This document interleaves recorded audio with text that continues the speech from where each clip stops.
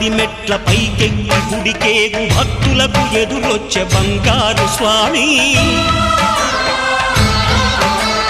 ఇరుముడులు స్పృశించి శుభమనుచు దీవించి జన బృందముల చేరే జగమేలు స్వామి తన భక్తులనరిల్చు తప్పులకు తడబడి ఒక పక్క ఒరిగెన ఓంకారమూర్తి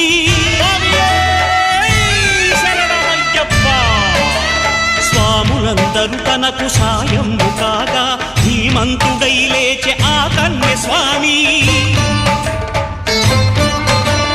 పట్టబంధము వీడి భక్తతతికై పరుగు పరుగున వచ్చే భూమిపైకి నరుడై